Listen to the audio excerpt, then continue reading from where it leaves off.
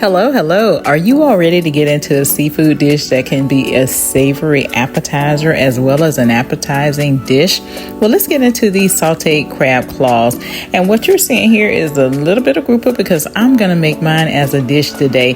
So I pan-seared some Florida grouper to go with my crab claws before we get started up. So that's what you see there. And I'm going to put those to the side and get started on these crab claws.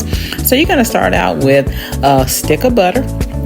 Put it into the pan and follow that with some garlic. You really only need a tablespoon of garlic, but y'all know I like garlic. I say that all the time, right? So I put a couple of them in there and then follow that with some green onions.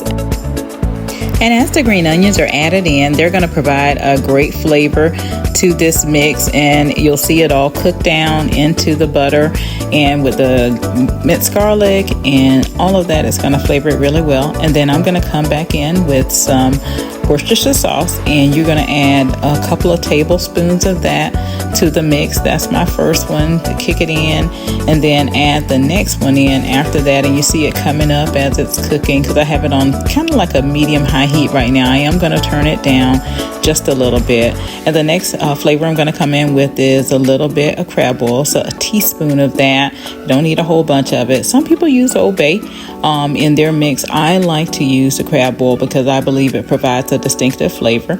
And then next you're going to have a teaspoon of oregano. Now I shake mine out because I kind of know what that looks like, and so I'm just shaking it out there. And then I'm lastly going to come in with a half cup of cooking wine, and cooking wine provides an excellent flavor to this, so don't skip that one. And it evaporates out, so you're not going to taste it in that sense, but you're going to taste the flavoring that it provides to this garlic butter sauce. So you're going to stir that all around, make sure it gets mixed in really well, so that by the time you add your crab claws, everything is already mixed together, and all you need to do is just simply coat it. So there, I'm going to drop the crab claws in, and as I'm dropping them in, I'm making sure that they're spread out so that each one gets to soak up its own flavoring. And so as I'm spreading all of those out and dropping those in, I'm being careful also not to break them apart, because you know when you eat crab claws, you want to eat the whole claw. And so I start mixing it, and if you notice, I'm pulling from the bottom so that I don't break up the crab meat, but letting it flavor and letting it coat each of the crab claws. And so that's what I'm going to do there. And what I'm going to do is put that and start basting it, start pulling that butter sauce from the bottom and basting it so that it's well. And so once it's cooking for probably about 5 minutes, I add on a little bit of parsley. It adds a little color. It gives a little bit of a topping and a flavoring before I plate it up. And so after I add that, of course, season it and for that seasoning, and then start mixing it again for the last little time before I put it into its individual bowls. And you see the coloring and how pretty that is. Yes, it's going to taste just as great once you get it on your plate.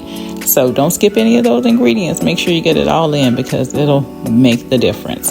And so once those are stirred up, I'm going to put them into the bowl and then get them ready to go on my plate.